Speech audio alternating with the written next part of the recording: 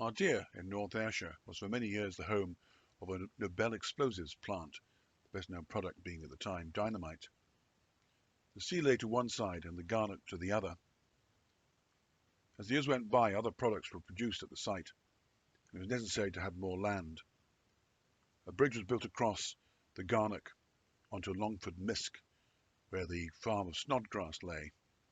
This was home to the Propellants and Magazines Department. Up until around 1984, there was a daily service working from Snodgrass Platform down to the Falkland Yard, where it was then taken to its final destination. This would carry products from the factory. For some reason, a section of the track has been left.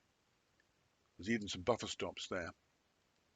The signal controlling the points on the main line from Irvine to Glasgow is still operational, though the actual points have been removed. The site had an extensive narrow gauge railway network.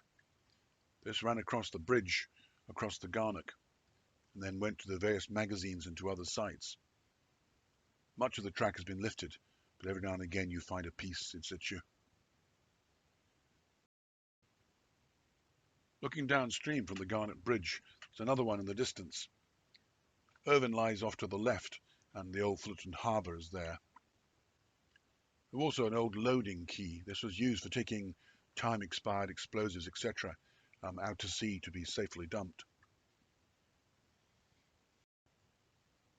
For the safe storage of explosives and propellants, the magazines had to be heated. The hot water supply ran through pipes, which are sometimes exposed, and you can see the insulation wrapped around them.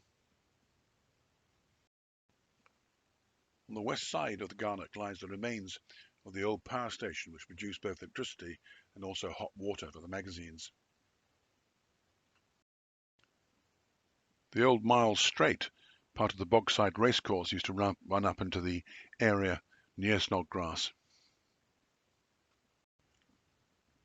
Near the site of the old Snodgrass Farm, there's the remains of a protective brick-built structure. Snodgrass Farm covered most of the Longford Misk. Another farm nearby known as Barton Holme, both of them at one point had belonged to the Earl of Eglinton. A great deal of coal mining had taken place in this area. There was a small village known as Barton Holme. It had several miners' rows present. It is also long vanished. There are numerous old magazines. Each one used to have its own rail connection.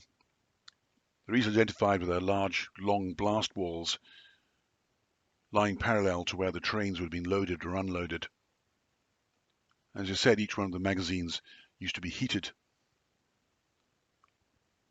Other conspicuous buildings, these strange rectangular structures with sort of windows present in them, but the windows made up of bricks with holes between.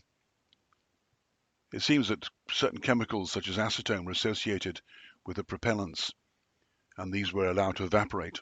Acetone quickly breaks down in the environment, so it wouldn't accumulate.